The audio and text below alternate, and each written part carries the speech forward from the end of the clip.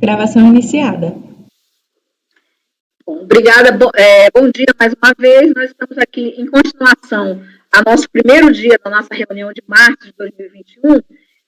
Nós estamos no dia 23 de março, no período da manhã fizemos um pequeno intervalo, e agora vamos retornar, já atendemos as participações dos patronos, e agora, então, registro que nosso colegiado está completo, temos também a presença da representante da Fazenda Nacional, doutora Patrícia. Então, vamos, então, retornar ao curso normal da nossa pauta, que é o número 2 da pauta, de relatoria do conselheiro João Vitor, né? O recorrente é LBH Brasil Agenciamento Marítimo Limitada, é um recurso do contribuinte. Tinha o que nós temos anotado aqui na nossa pauta, vista para o conselheiro Marcelo Milton da Silva Riso, convertido em vista coletiva. O relator votou por conhecer do recurso especial e no mérito por dar provimento, acompanhado pela conselheira Ana Cecília da Cruz, dos Novos da Cruz. Divergiram os conselheiros Mário e Pedro Paulo. Desculpa, Mário, Pedro Paulo e Maurício, que lhe negaram provimento. Nesse ponto, houve pedido de vista, ninguém mais se manifestou quanto ao conhecimento ou mérito. Certo? Então, eu peço, então, que o relator faça um resumo, né, como a gente sempre faz, o resumo do relatório do voto, e aí a gente retoma para o relator, né, dar a palavra, desculpa, ao revisor, sempre sem prejuízo de retornar e discutirmos, enfim, para isso que a gente faz as nossas vistas aqui, e elas são convertidas em coletivas. Pois não, conselheiro João Vitor. Ok. Aqui é um recurso do sujeito passivo, e a matéria é índice de atualização monetária de juros aplicáveis ao indébito tributário reconhecido em decisão judicial. Se esses índices seriam os constantes da tabela de correção da Justiça Federal, ou se seriam os definidos em ato normativo da Receita Federal do Brasil. Então, eu dei provimento ao recurso do contribuinte, na linha do recurso repetitivo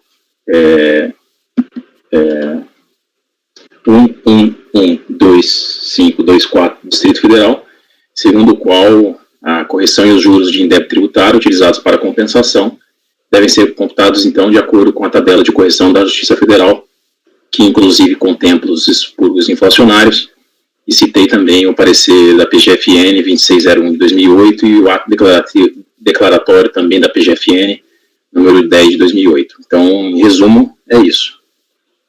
Sim, todo mundo lembra aqui, né, das discussões que nós tivemos, né, a questão aí do índice, ele é uma decisão judicial que não tem a determinação do índice, não é isso? E é um processo de compensação, não é isso? Exato. É de compensação, certo? Administrativa. Então, essas que eram que foi o tema aqui das nossas discussões. E aí houve, então, o pedido de os conselheiros votaram, já li ali, aqui já recapitulei, né, os nossos assentos proferidos, foi, então, para o revisor, o conselheiro Marcelo, que pediu vista do processo. Vou passar para ele a palavra. Eu tinha pedido vista desse processo, porque até então, na turma ordinária, não havia discutido essa questão, apesar do voto recorrido ser da minha antiga turma, mas no momento eu não fazia parte dela. Verificando tanto os votos divergentes aqui dos demais conselheiros e o voto do conselheiro relator, analisei muita coisa também da terceira turma da Câmara Superior, presidente, e todos são bem, assim, convergem com o entendimento do relator, da qual também me filio. Até verifiquei algumas questões de fato assim, parecidas, identifiquei alguns casos parecidos, e na terceira turma da Câmara Superior, eles são unânimes, e aplicando o mesmo entendimento, até mesmo indicando esse parecer da Procuradoria e o ato declaratório. Aí, no caso, eu acompanho o relator nessa matéria, presidente. Ok, então o relator estava recurso do contribuinte, né? Isso. Recurso da Fazenda Nacional, não é isso? Recurso do contribuinte. Recurso do contribuinte. Recurso do contribuinte, LBH, Brasil, Agenciamento Marítimo. Tá, então o conselheiro deu provimento ao recurso do contribuinte, E aí eu vou só recapitular os votos. O conselheiro Mário tinha aberto a divergência, não é isso? Isso, presidente. O conselheiro Mário, conselheira Ana Cecília tinha votado com o relator, não é isso? Eu estou só confirmando o que eu tenho anotado aqui. O conselheiro Pedro Paulo tinha votado com a divergência. O conselheiro Maurício tinha votado também com a divergência, não é isso? Pode falar, abrir o microfone? Com a divergência. Com a divergência, não é isso? E aí foi a vista, o conselheiro Marcelo vota com o relator, a conselheira Rita. Eu acompanho o relator. Bem, eu, seguindo o posicionamento que já tive, sempre tivemos aqui, a questão é que se a decisão judicial determinasse, né, o índice seria uma coisa, né, a gente teria até como discutir, mas ela não, eu entendo aqui, já coloquei isso na ação passada, só resumindo, não entendo que nós aqui tenhamos que completar, né, uma suposta lacuna que, a meu ver, não foi, porque a pessoa é uma compensação, não é um pedido de restrição lá né, que sujeita toda a sistemática do judiciário, que envolveria, inclusive, uma espera explicatória. Então, quando a gente vai, de plano, fazer essa compensação direto, e eu entendo que tem que seguir aqui as regras do administrativo nesse sentido, até porque a decisão judicial, que poderia ter pedido isso aí, e realmente não existe na sentença, né? Então, pelo que o relator falou, não é isso, conselheiro João Vitor? Isso, exatamente. Então, eu entendo que não teria como se fazer isso administrativamente. Então, aqui eu vou aplicar o voto de qualidade, certo? Isso não é uma determinação e exigência de crédito tributário, então eu vou, por unanimidade de votos, conhecer, né? Conhecer o recurso, e, no mérito, o voto de qualidade, negar provimento.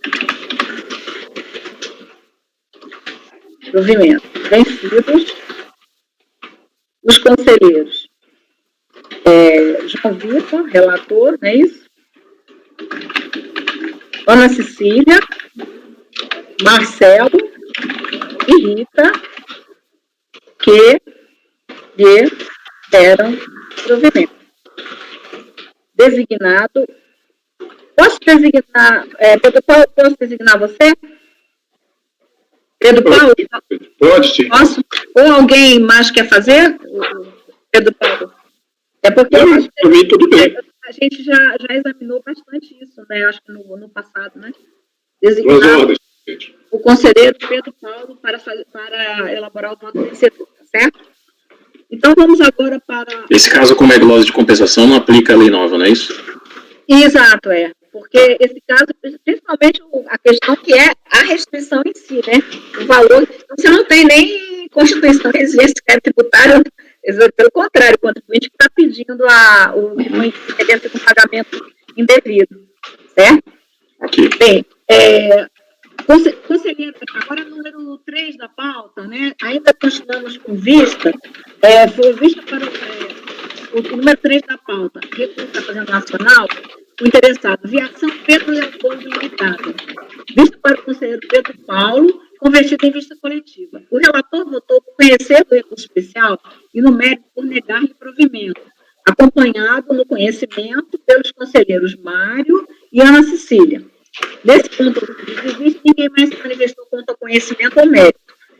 Lembrem que a gente já até tinha votado no negando provimento, porém, houve toda aquela discussão sobre o conhecimento em si. Então, a gente, como foi pedido vista, inclusive para o conhecimento, paramos por aí, certo?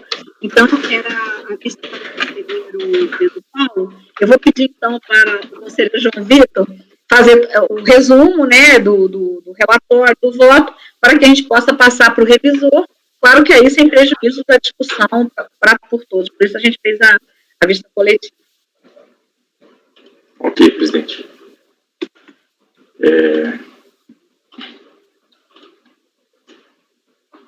Esse aqui é um recurso, como já mencionado pela presidente é um recurso do procurador, um recurso da Fazenda Nacional, que trata do deferimento de restituição, quando a sentença judicial que serviu como fundamento do pedido só se refere ao direito de efetuar a compensação.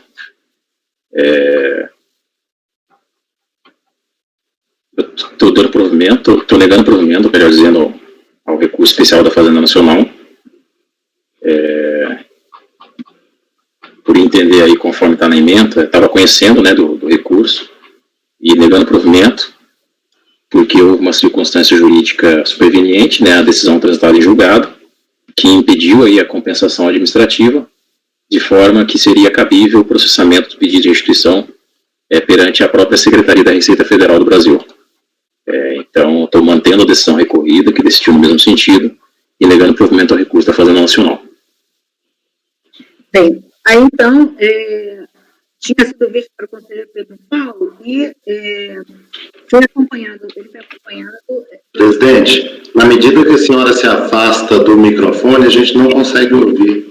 Sim, é porque eu fui aqui olhar a outra tela que eu estou lendo aqui, eu estou trabalhando com duas telas improvisadas, né? No CAF eu tenho uma tela maiorzinha, essa daqui é menor. Então, eu vou só dizer, tá dando para ouvir, Mário, agora? Desculpa, então. Me lembrem sempre que eu fizer isso, porque é meio instintivo chegar para lá. Mas, enfim, aqui no nosso registro, né, nós tínhamos que no conhecimento, vamos ainda ter dúvida no conhecimento, mas se quiserem já também se manifestar no mérito, a gente volta em conjunto. No conhecimento foi pelos conselheiros Mário e Ana Cecília, né, que acompanharam. E aí, desse ponto de vista, se não tiverem nada em relação ao conhecimento, também, se confirmarem, não há nenhuma necessidade da gente enfrentar isso se não tiverem nenhuma questão quanto a isso. E aí eu vou pedir então para o conselheiro Pedro Paulo, né, que foi o revisor, para passar isso, se quiser fazer considerações do conhecimento ou enfim. Não, porque eu conheço do recurso. Na época eu pedi só desde o conhecimento para não estendermos a discussão sobre o mérito para os outros conselheiros que não. Então eu conheço do recurso, sim, não é dificuldade. Certo, mas o conselheiro já até se manifestou no mérito, e eu estou dizendo, se não tiverem nenhuma questão, você já pode se manifestar no mérito, que eu vou pedir também dos outros já no mérito, tá? Porque o conselheiro já se manifestou conhecendo Sim, eu posso ir no mérito agora, né? Sim. Não, quando o mérito eu acompanho a divergência, né? Foi o voto do Mário não abriu a divergência, não é isso? Não, o Mário, só ficou no Mário, deixa eu ver aqui como é que ficou. Não, então eu abro a divergência, claro, se foi se foi desde o conhecimento, não houve discussão de mérito. Então, presidente, eu abro a divergência, a questão aqui, como acho que já está resumida, mas só para alinhar o raciocínio, é que o contribuinte obteve em juízo, em decisão que transitou em julgado, uma decisão, num processo que era um mandato de segurança, né? O direito à compensação, e sob a alegação de que não tinha créditos a compensar, até porque estava inativo, alguma coisa assim, então ele pediu administrativamente a restituição. A discussão é se cabe ou não esse pedido de restituição na esfera administrativa, entendo que não. Né? Quer dizer, porque qual é a regra que tem do pedido de restituição, ou de decisões judiciais que dão direito à restituição? A decisão judicial que dá direito à restituição, ela é resolvida, né, no âmbito do rito próprio, certo? Mediante processo de execução e precatório. Né? E a lei faculta, né, o direito ao contribuinte compensar administrativamente. Não é isso? Alguém discorda disso? Não, né? Então você imagine que nesse processo, ao invés de ter o provimento de uma compensação, o contribuinte tivesse o provimento de uma restituição. Certo? Aí o contribuinte diria, não, mas eu não tenho crédito para compensar. Sim, então não tem crédito a compensar, você executa no âmbito do Poder Judiciário e segue o rito normal tá certo? Do processo de restituição pela via judicial. Ora, se o provimento de um pedido de restituição, o contribuinte não poderia ter essa restituição administrativa, no provimento de um pedido de compensação, para mim, com mais razão ainda. Né? Eu acho que é misturar instância, misturar caminhos. Né? Quer dizer, quando você toma um caminho, você segue aquele caminho. Né? Não tem como você toma um caminho, você tem um obstáculo aí, então agora eu quero escolher o outro. Quer dizer, não, a meu ver, não é assim. Então, a justificativa de que não tinha crédito a compensar não muda nada, tá certo? O processo foi decidido no âmbito judicial. O contribuinte teria que ter levado o problema para a instância em que ele estava discutindo o processo. Né?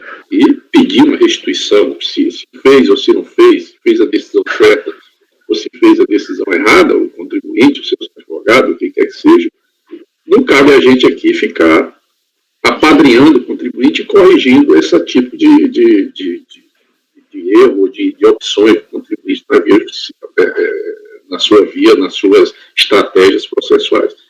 Eu acho que não tem espaço, não tem base legal para esse pedido de restituição na esfera administrativa.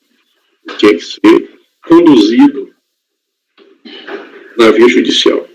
Então, eu estou abrindo a divergência para negar provimento. É do contribuinte ou da fazenda?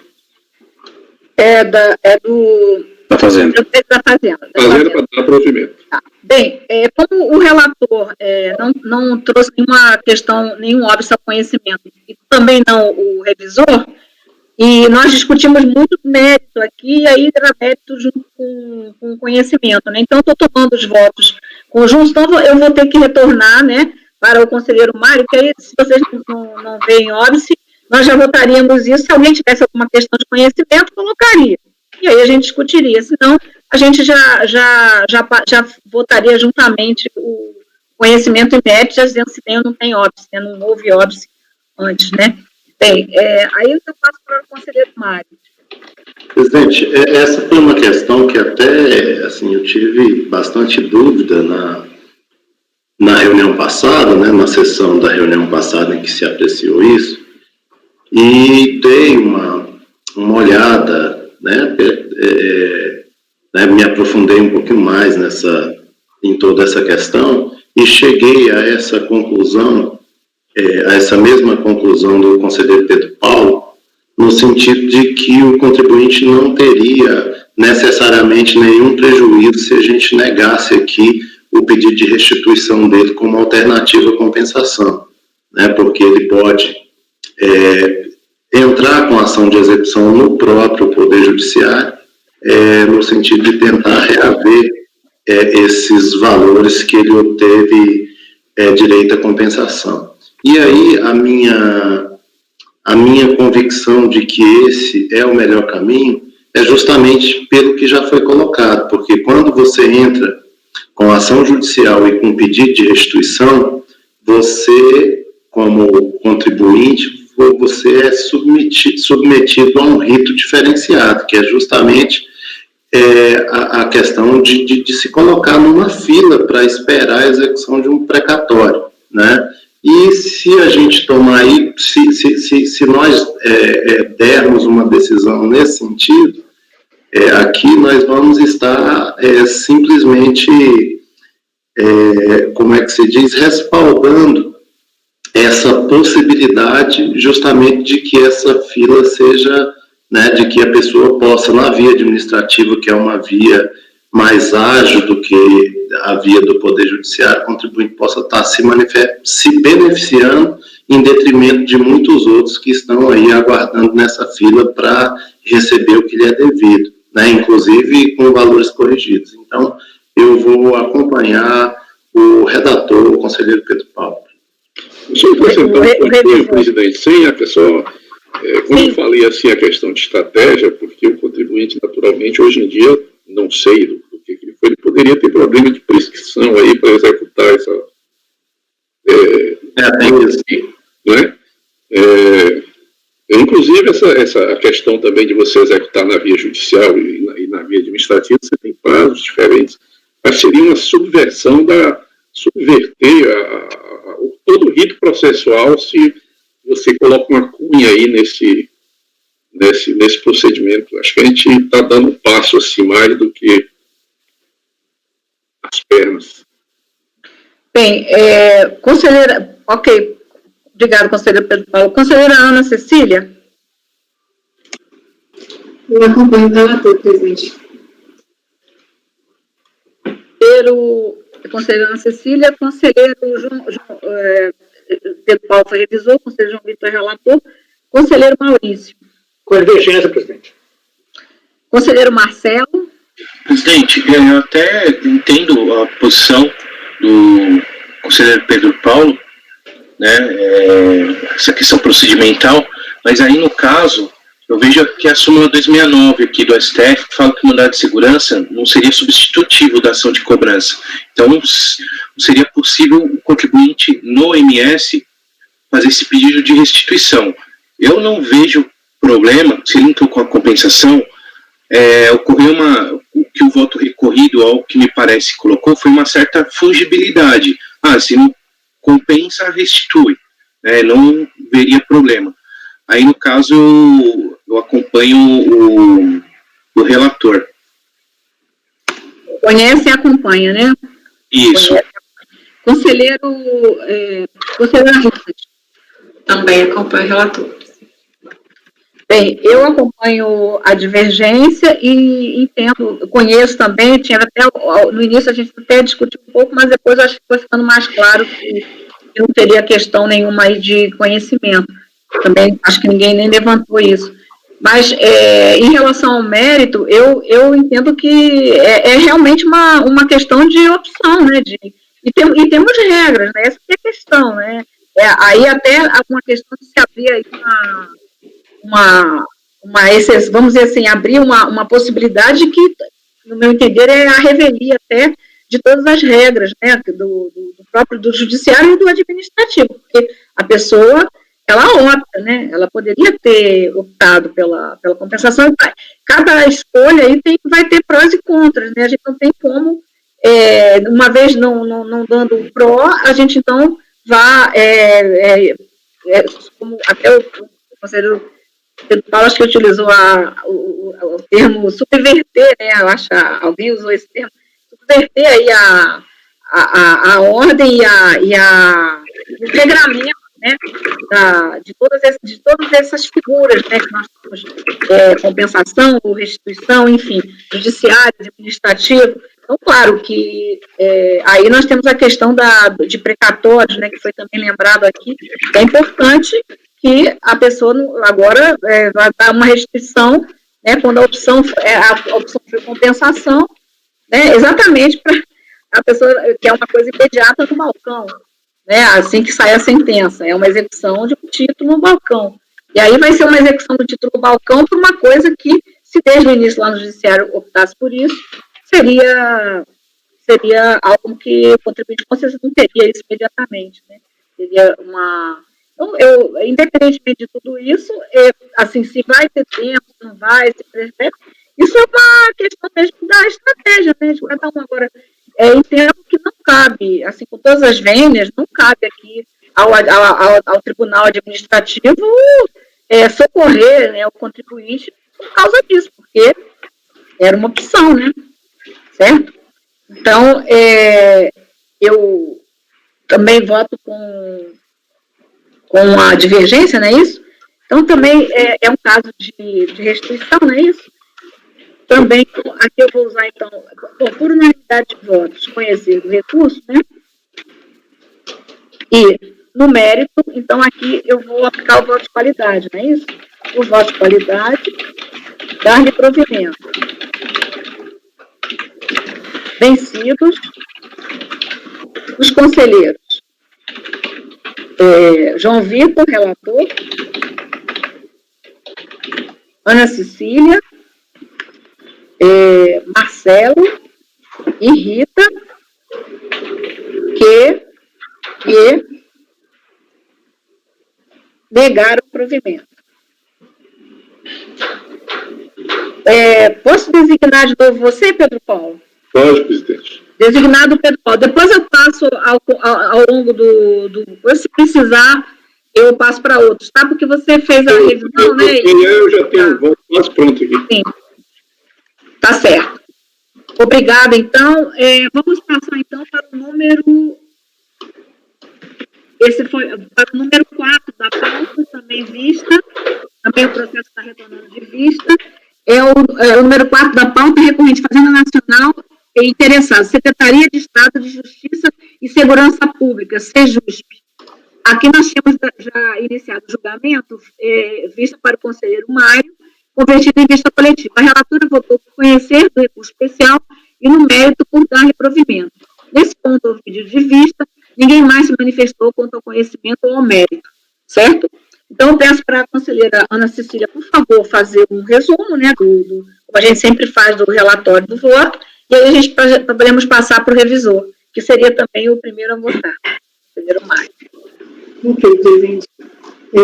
Aqui a gente tem o recurso especial da Procuradoria da Fazenda Nacional, e a matéria que subiu relativa ao prazo decadencial do direito de lançar da Fazenda Pública, mesmo diante da existência de decisão liminar judicial válida e eficaz que impediria a prática do ato administrativo. Aí, aqui eu colação os argumentos da Fazenda Nacional, abaixo, né, em contra-razões, os argumentos do contribuinte, e aí a gente tem uma situação peculiar, que ao final do relatório eu faço menção,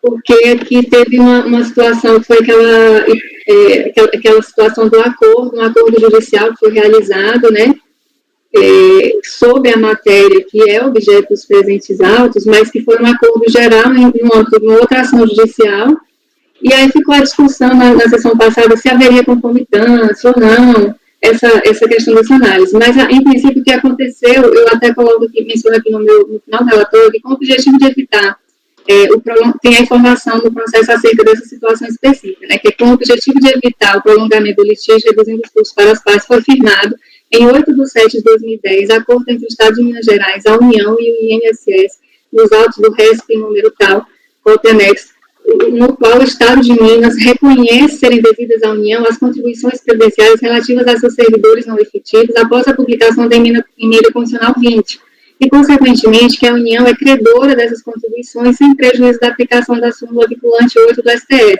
quanto àquelas prescritas ou decaídas. Este acordo foi homologado em decisão proferida pelo excelentíssimo ministro Humberto Martins, publicada em 2010, após parecer favorável do Ministério Público Federal, cujas cópias seguem anexas. E aí, nos termos do acordo do Estado, o Estado de Minas ficou certo de o Estado peticionar em cada processo que versasse sobre a matéria, comunicando a homologação deste, o que fez, mediante essa manifestação que mencionei aqui nos autos, o Estado comunicou que o pagamento dos referidos débitos consolidados neste auto de infração após a exclusão dos valores indevidos serão quitados por meio do parcelamento. Então, de acordo com procedeu-se no âmbito desse processo de acordo com de conformidade com o acordo que havia sido firmado, né, entre a União, o INSS e o Estado de Minas Gerais. Mas a questão aqui que em princípio, subiu para a rediscussão, ela se refere especificamente à possibilidade ou não de suspensão do prazo decadencial, né, em razão da impossibilidade que a Fazenda Nacional tinha de efetuar o lançamento, considerando a decisão judicial que determinava linearmente a impossibilidade da Fazenda lançar. Aí ficou essa discussão, e essa situação fática de a Fazenda estar impossibilitada por decisão judicial de efetuar o lançamento, ela suspenderia esse prazo decadencial ou não? E aí, no meu voto, eu estou entendendo que não haveria, porque eu entendo que não há amparo legal para a pretensão da Fazenda no sentido dessa suspensão do prazo, né? Na verdade, seria nenhuma suspensão, seria um impedimento ao transcurso desse prazo, né? Do prazo decadencial. E aí eu estou afastando esses argumentos, né? E estou entendendo que estou negando o provimento ao recurso da Fazenda Nacional. Foi o momento em que o Mário solicitou a vista para avaliar a questão da concomitância e outras questões que ele identificou relevantes. Obrigada, Ana Cecília. Vamos, então, passar para o revisor, o conselheiro Mário, que também seria o primeiro mesmo a voltar. Bem, presidente, começar pela questão do conhecimento e até rememorar, isso aqui é um processo da Secretaria de Estado de Justiça e Segurança Pública lá de Minas Gerais, mas nós temos diversos outros processos que tratam exatamente dessa matéria, porque com a mudança da ordem constitucional e até com a superveniência da emenda constitucional número 20, o Estado de Minas ele resolveu, né, completamente em desacordo com o ordenamento constitucional, com o ordenamento jurídico previdenciário, manter, né, incluir no seu regime próprio de previdência aqueles servidores que não estão, de acordo com a legislação previdenciária e de acordo com a própria Constituição, amparados para o regime próprio de previdência, que são aqueles servidores que não têm uma vinculação direta com o Estado. Então, ele resolveu, por conta e risco, fazer adotar esse tipo de procedimento. E quando adotou esse tipo de procedimento, o Estado de Minas foi até a Justiça, se socorreu do Poder Judiciário para impedir o fisco previdenciário à época de efetuar o lançamento das contribuições respectivas como forma de prevenir a decadência. E conseguiu uma decisão judicial, né, ou seja, exatamente nesse sentido, no sentido de impedir o lançamento e, obviamente, que o fisco previdenciário não ia fazer esse lançamento em desobediência ao Poder Judiciário. Né? Essa é uma primeira questão. Depois eu vou, aliás, na sequência, vou falar só um pouco sobre o acordo. Para mim, esse acordo que foi feito entre o Estado de Minas e a Previdência Social foi só no sentido de que se observasse a súmula do STF, a súmula número 8, que previu a questão da decadência quinquenal, né, para o caso das contribuições previdenciárias. Então, isso aí, para mim, não é tão relevante aqui. O relevante é que houve, e foi isso que a conselheira Ana Cecília colocou, né, que levantou, houve essa decisão, e tão logo essa decisão ela deixou de existir, tão logo a Fazenda Pública ela conseguiu reverter perante o Poder Judiciário essa situação, foi efetuado o lançamento. Então, nós temos inúmeros precedentes aqui no CAF, né? Então temos diversos precedentes na esfera administrativa em que se entende que, no caso de o lançamento não ter sido feito dentro do período decadencial em função de um impedimento decorrente de uma decisão judicial, que esse lançamento pode ser feito, que esse prazo decadencial ele contaria a partir de quando esse empecilho fosse removido. Então, eu me filio a esse entendimento. Eu, inclusive, não só por meio, fiz algumas pesquisas, e nós temos diversos precedentes no Poder Judiciário também nesse sentido, inclusive no recurso especial da Fazenda Nacional é citado o RESP 572603 do Paraná, que é exatamente nesse sentido, do Estado do Paraná. Nós temos doutrina também, muita não, porque isso não é uma questão que... isso é uma exceção do Poder Judiciário dar esse tipo de decisão, mas nós temos doutrina que é favorável a esse meu entendimento, de modo que, pautado tanto no que se tem na esfera judicial, quanto em diversos precedentes aqui no CAF, eu vou abrir a divergência, inclusive, para manter o mesmo entendimento que se deu lá no processo, que é um processo correlato a esse, é o processo de, salvo engano, de contribuições patronais, que é o processo 15.504/018778/2008-37, acórdão 2302/002-616, em que se negou o provimento ao recurso voluntário do contribuinte, e o contribuinte, inclusive, já parcelou essas contribuições. Então, presidente, eu estou aqui com essas poucas palavras. Eu acho que a questão, quer dizer, não é uma questão simples, mas é sucinta essa questão. Eu estou abrindo a divergência para dar provimento ao recurso especial da Fazenda Nacional. Mário, você repete o número? 2302-002-616.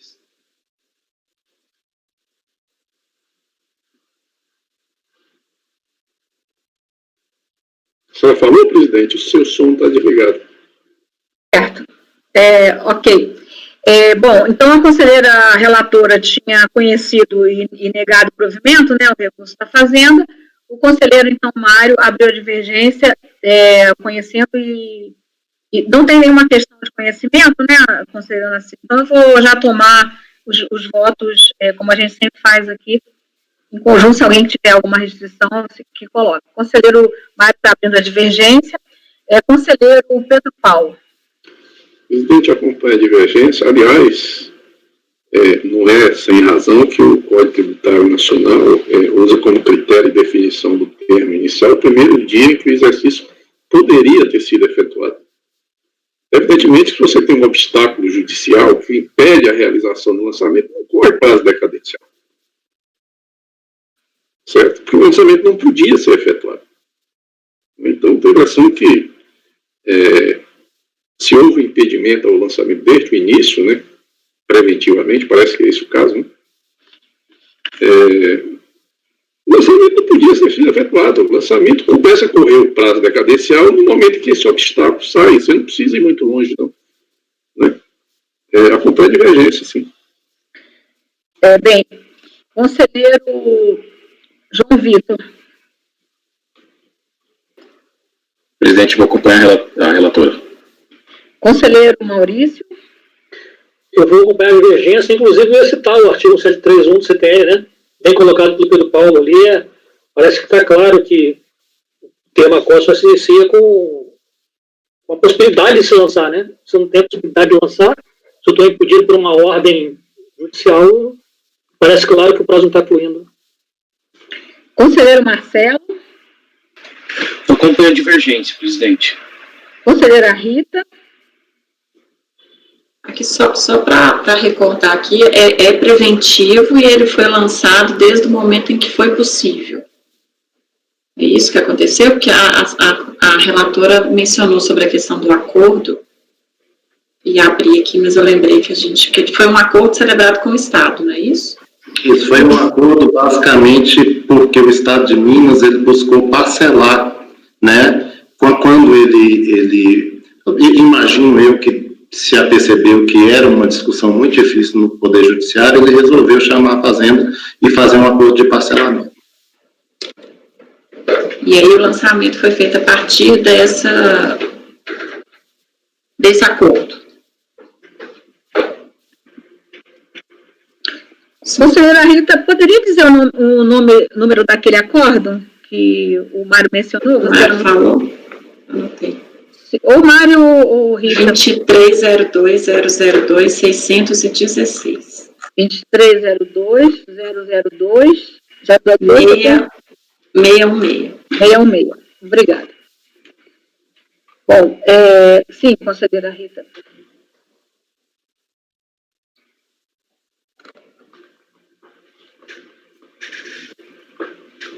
Só um minutinho. Pois não.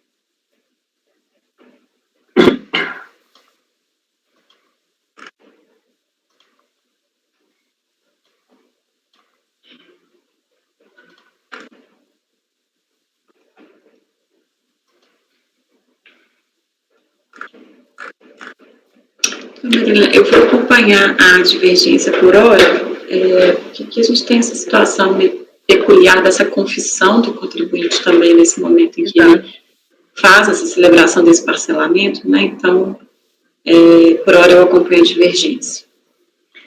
Eu também acompanho a divergência, então, no número 4 da pauta, por unanimidade de votos, conhecimento do recurso, e no mérito, por maioria de votos, dar-lhe provimento. Vencidos os conselheiros Ana Cecília, relatora, e João Vitor, não é isso? Que lhe negaram provimento. Designado, posso designar você, Mário? Ou então, se alguém quer fazer, Rita... Se alguém quiser, não tem problema não, presidente. Pode fazer? Então, o Maurício já se candidatou.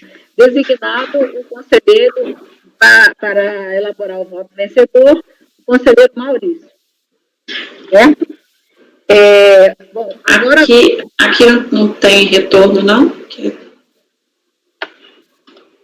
eu não abri as peças, tá? Por isso que eu estou perguntando. Ana Cecília, tem está afastando a decadência, não é?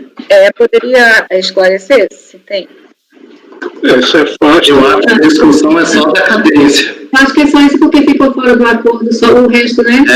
A maior parte foi parcelada, a parte que estava considerada decaída, que foi a única que está sendo discutida, só foi essa. Acho que não tem, assim, me entender, não teria retorno, não.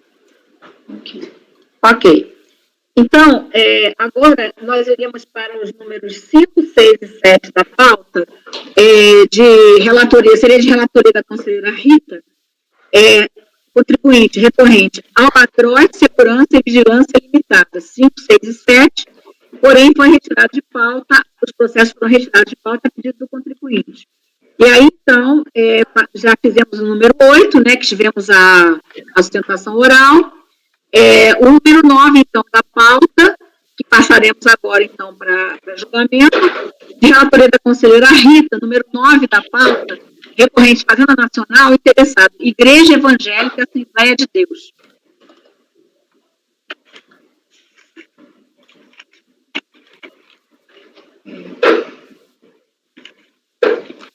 Acho que esse processo aqui tem uma questão de conhecimento.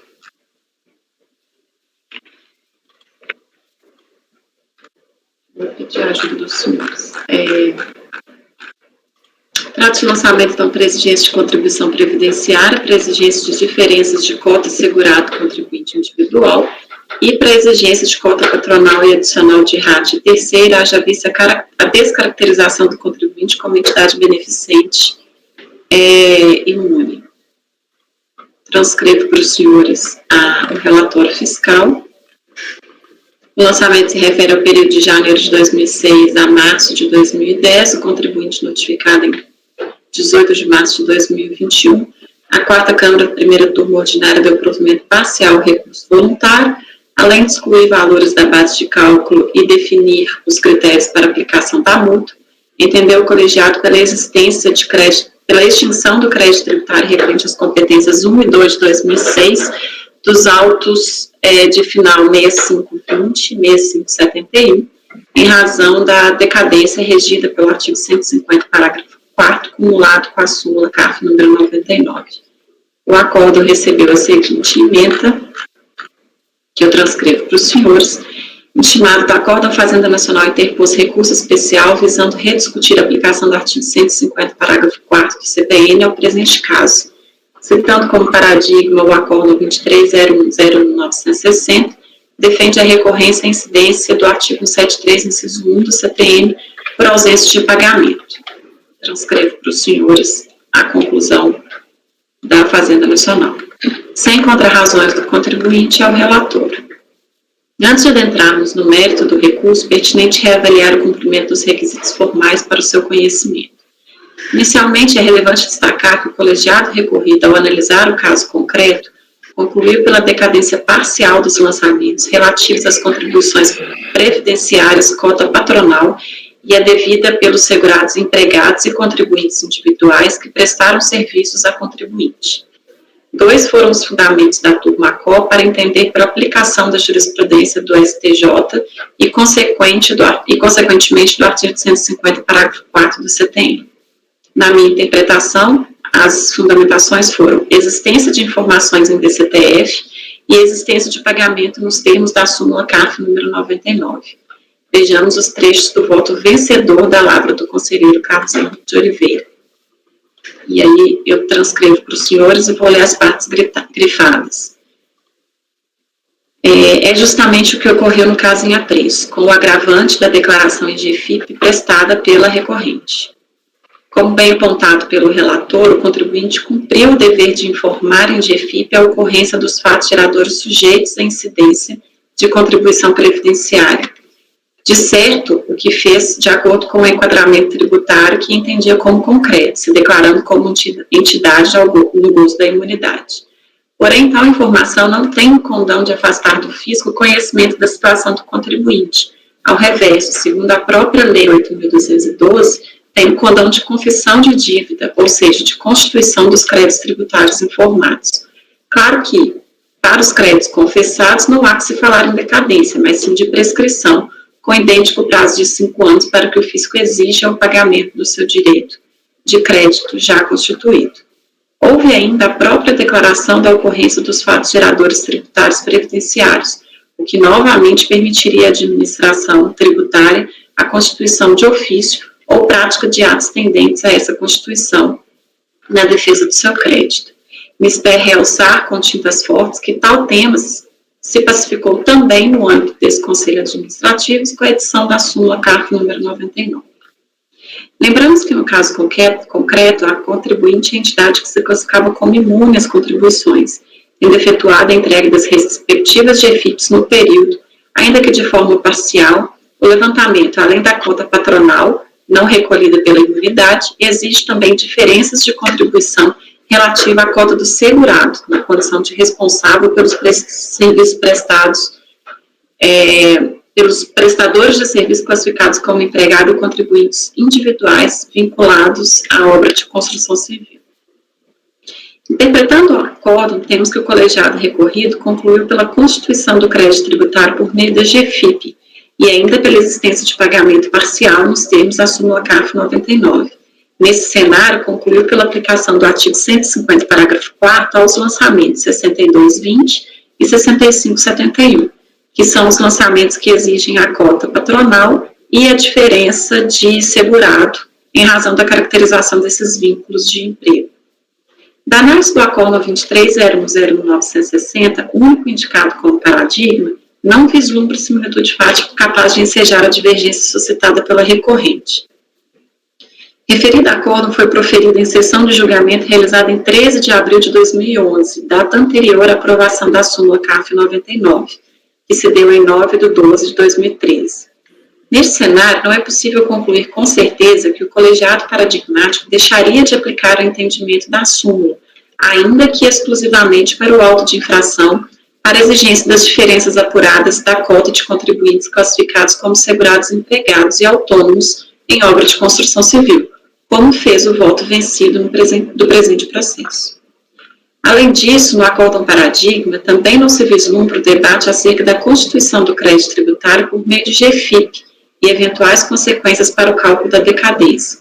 E não existe exatamente porque aquele contribuinte não havia declarado os respectivos valores por entender que os mesmos não constituíam o fato gerador da exigência. Vejamos as partes relevantes do paradigma, que eu transcrevo para os senhores. E aí, ao final, eu transcrevo quais foram as verbas, então, apuradas naquele lançamento, que foi pagamento da pessoa jurídica, pagamento de folha de subempreiteiro, pagamento de pessoa física como forma de saldar mútuo, despesas operacionais, em especial pagamentos caracterizados como prolabore, retenção e recolhimento de contribuições dos contribuintes individuais.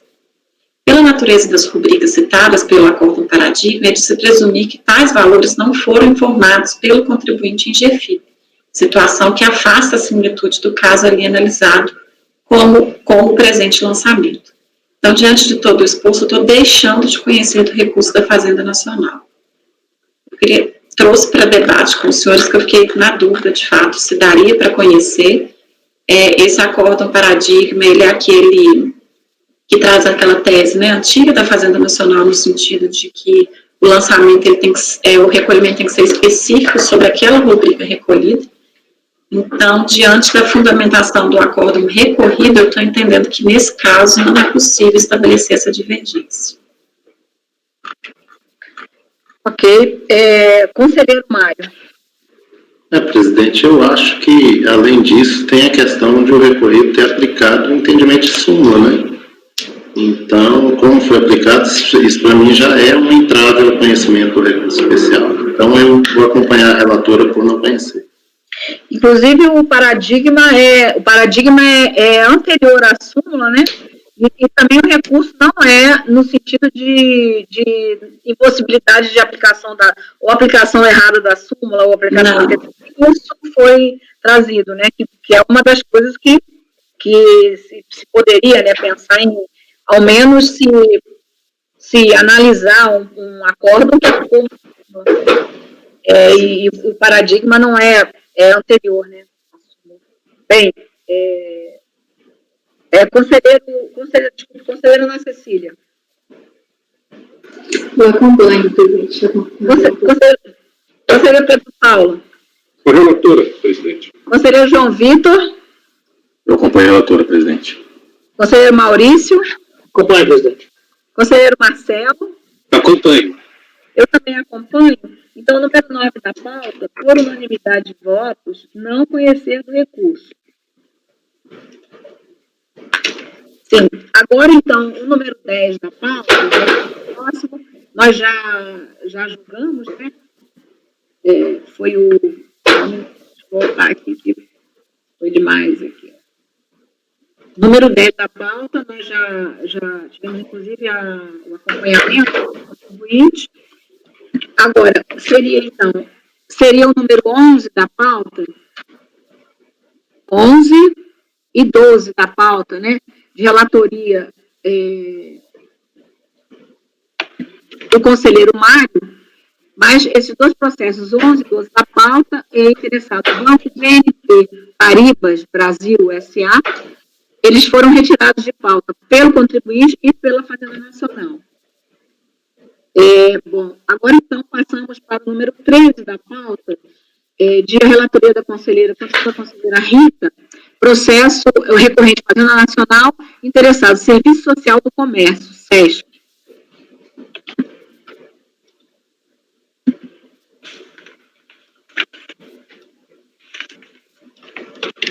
Esse processo aqui nós vamos discutir um recurso da Fazenda Nacional sobre a questão da retroatividade benigna. Quero só destacar para os senhores que aqui a gente está tratando de um lançamento para exigência de contribuições principais, né, relativa à falta de retenção de 11% de serviços constantes de nota fiscal de prestação de serviço. Eu acho que aqui é a construção civil também. Aí essa informação é relevante porque se a gente, né, no mérito, eu fiquei na dúvida se seria caso de aplicação da súmula. Então, eu já vou pedir ajuda dos universitários nesse ponto. No conhecimento, tem uma alegação de não conhecimento em sede de contrarrazões. Apreciando a decisão, assim se manifestou a turma... Posso já ir ao conhecimento, presidente? Sim. Apreciando a decisão... Questão a colocar, pode sim.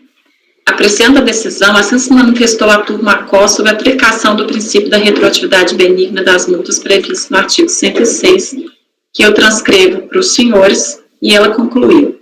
Da multa, dar parcial provimento ao recurso voluntário para que o valor da multa aplicada seja calculado segundo o artigo 35 da Lei 8.212, na redação anterior à Lei 11.941, e comparado com os valores que constam do presente auto, para se determinar o resultado mais favorável ao contribuinte. A comparação dá-se-á no momento do pagamento ou do parcelamento do débito e na inexistência desse no momento do ajuizamento da execução fiscal, conforme artigo 2º da portaria PGFN número 14. Os fundamentos legais para a exigência da multa, descritas as folhas 22 e 23, temos que, nesse caso concreto, foi aplicado efetivamente o artigo 35, 1, 2 e 3, na redação anterior da Lei 8.212. Da leitura das citações acima, salvo melhor juízo, parece haver uma incoerência na decisão, pois o lançamento já foi efetuado com base nos percentuais de multa de mora previsto no artigo 35 da 8.212, na redação anterior às alterações promovidas pela MP 449. Deixa eu colocar o multa de mora entre aspas aqui. Na redação anterior às alterações promovidas pela MP, convertida na Lei 8.941. Nesse cenário, restaria prejudicada a comparação pretendida pelo acórdão recorrido.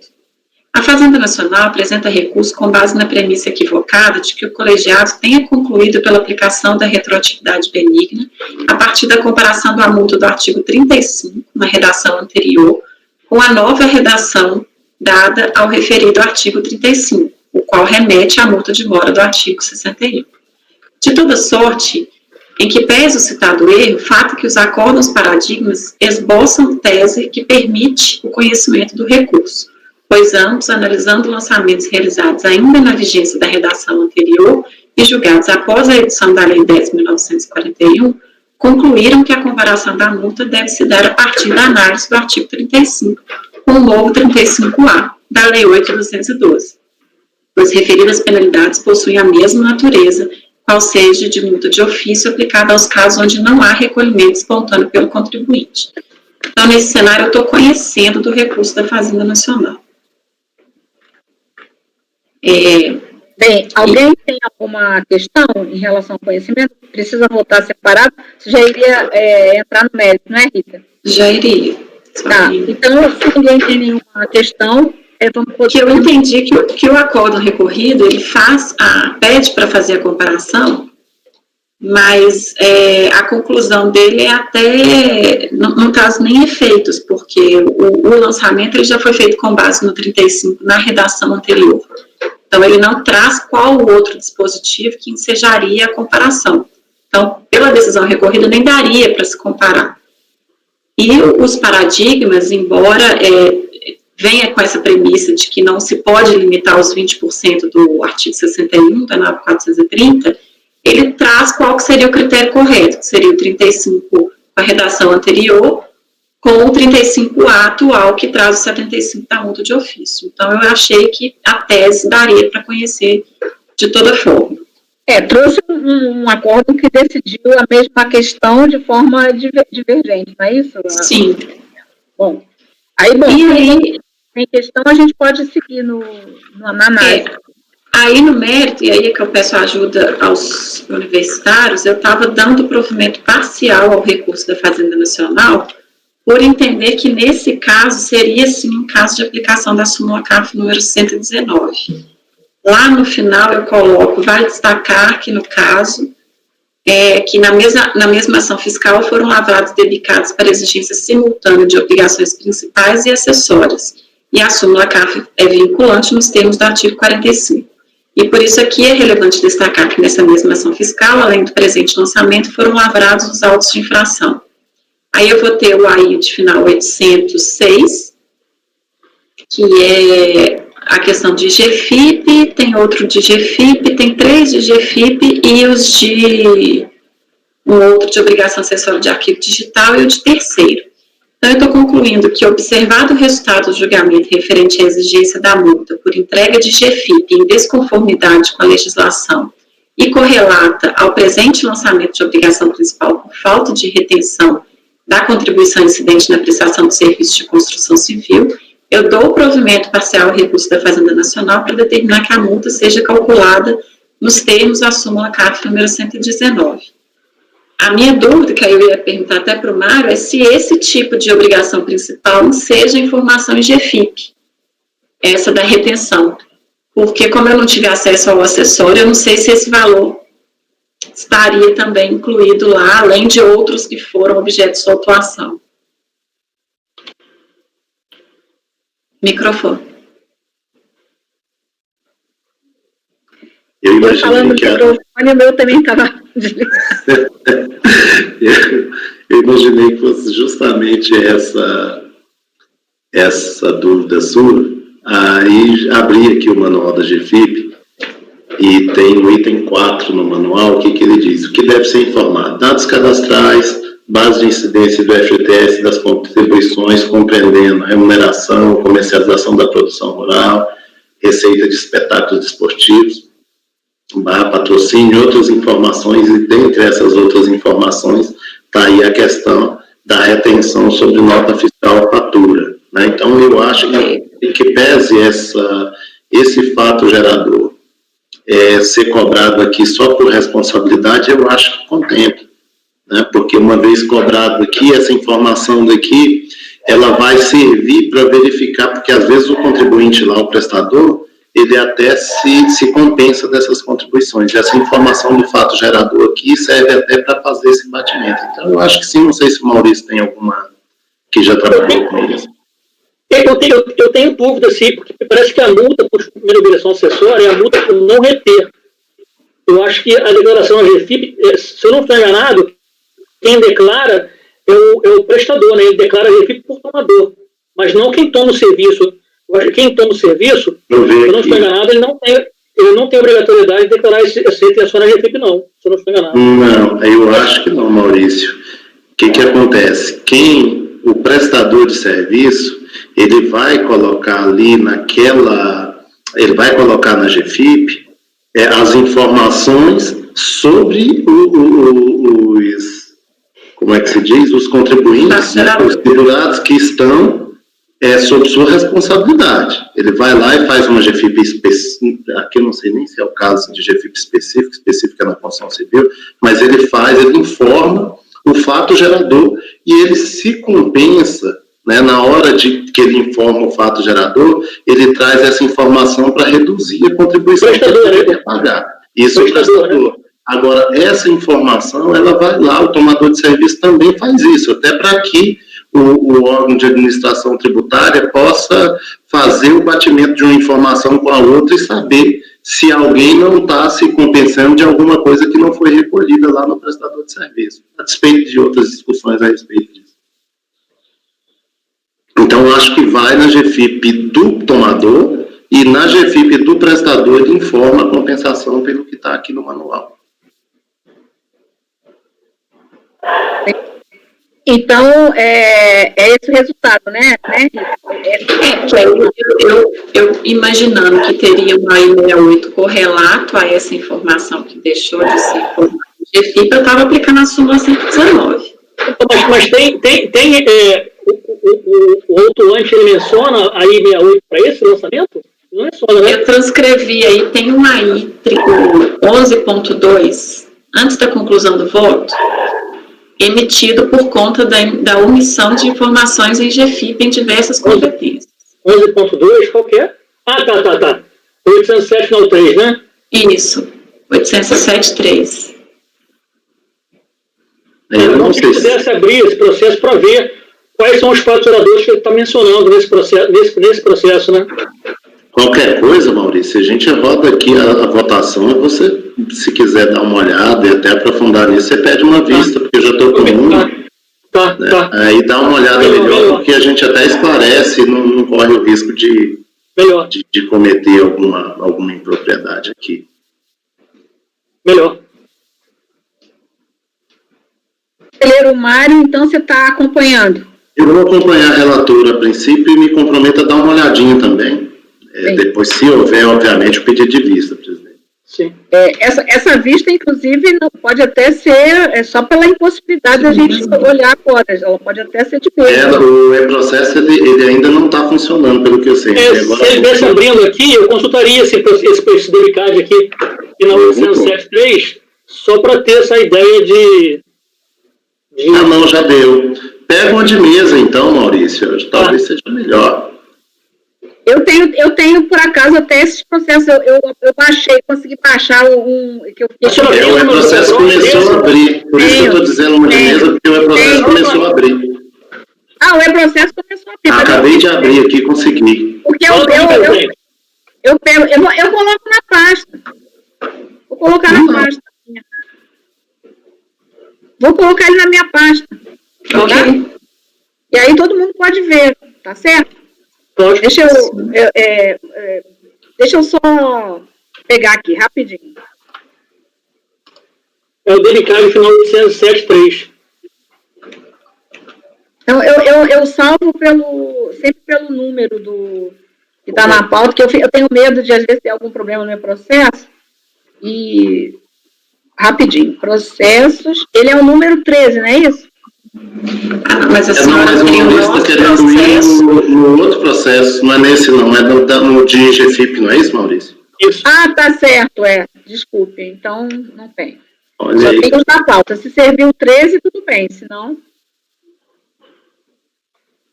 Não, eu tenho o número 13 da pauta, que é o passo que a gente está julgando. Bom, então, vou seguindo aqui na votação, julgou a conselheira Ana Cecília.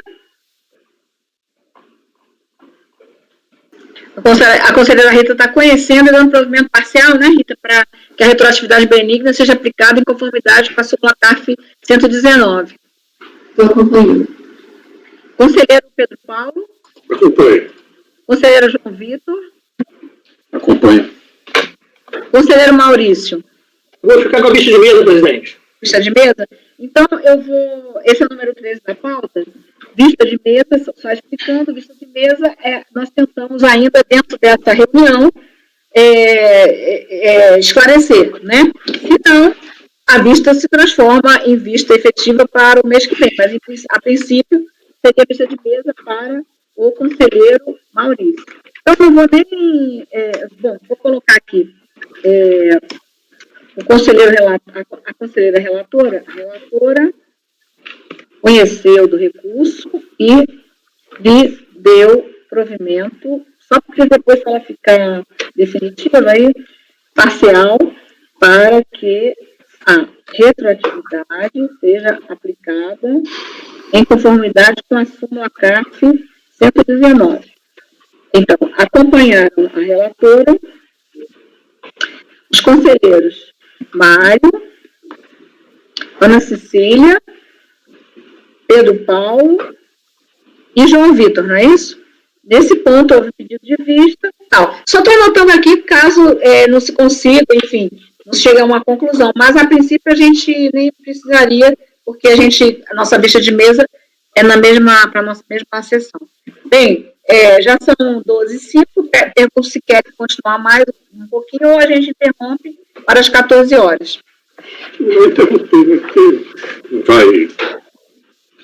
Exato. Eu peço sempre, eu acho que não tem necessidade da gente, se tivermos que nos alongar, temos ainda bastante sessões para fazer isso, porque agora não teríamos por que fazer isso, e a ideia sempre da pergunta de poder se entender, exatamente nesse caso, para não interrompermos o julgamento, e aí é bom que dá tempo da gente olhar até nesse intervalo esse processo aí. Bem, então, podemos, então, interromper para o intervalo do almoço, e aí,